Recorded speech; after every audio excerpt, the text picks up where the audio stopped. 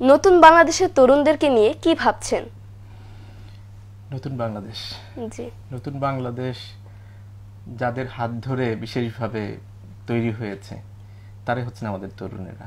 জি গত 17.5 বছর এই বাংলাদেশে যে স্বৈরাচারী শাসক ছিল তারা মানুষের পর নির্যাতন করেছে, নিপীড়ন করেছে। এই নির্যাতন নিপীড়নের শিকার হয়েছে আপামর ছাত্র জনতা, সাধারণ মানুষ, খেটে খাওয়া মানুষ, আবাল বৃদ্ধ বনিতা সব পর্যায়ের মানুষেরা। জি এবং এই স্বৈরাচারিতার বিরুদ্ধে সব মহলের মানুষেরাই সংগ্রাম করেছে। সংগ্রাম করতে করতে একটা পর্যায়ে এসে এই সর্বশেষ 24 জুলাই মাসে তরুণ ছাত্র জনতা যে আন্দোলন করলো সেই আন্দোলনের মধ্য দিয়ে আসলে চূড়ান্ত বিজয়টা এসেছে এবং এখানে স্বৈরাচারের পতন ঘটানো সম্ভব হয়েছে। এই জন্য আমরা আশাবাদী হতে পারি যে এই বুলেটের বিপরীতে দাঁড়িয়ে জীবনকে বাজি রেখে সংগ্রাম করে এরকম পাথর, স্বৈরাচারের যে পাথর, সেই পাথরটাকে যারা উৎখাত করতে পারে সেই তরুণেরা নিশ্চয়ই অনেক বড় কিছু করতে পারবে। সো তাদের প্রতি আমাদের একটা আশাবাদ তৈরি হয়েছে।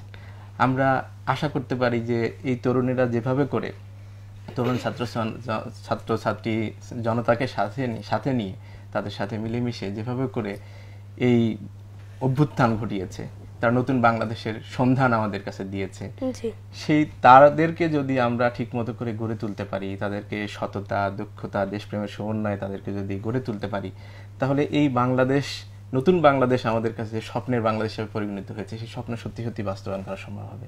আমরা আশা করছি এদের হাত ধরেই একসময় সুখী সমৃদ্ধ সোনার বাংলাদেশ আমরা দেখতে পারবো। এবং সেই বাংলাদেশ গড়ার জন্য এই তরুণদেরকে আমরা যেভাবে করে এখন দেখতে চাই যে তাদেরকে বেশি বেশি করে পরিচর্যা করা, তাদের জন্য আমাদের বড়রা যারা রয়েছে তাদের সবাই মিলে তাদেরকে সাপোর্ট দেওয়া, গড়ে তোলার জন্য ভূমিকা রাখা, এটা প্রয়োজন। এবং আজকে যে কিশোর কণ্ঠের আমরা প্রোগ্রামে এসেছি, এই কিশোর কণ্ঠ বেসিক্যালি এদেরকে নিয়েই কাজ করছে।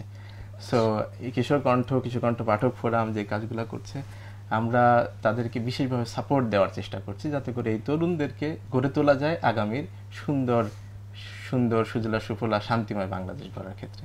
সো আমরা এক কথা যদি তোমার উত্তর দেই যে এদেরকে নিয়ে আমরা কি ভাবছি, সেটা হলো আগামীর বাংলাদেশ গড়ার জন্য এরা হচ্ছেন আমাদের কারিগর।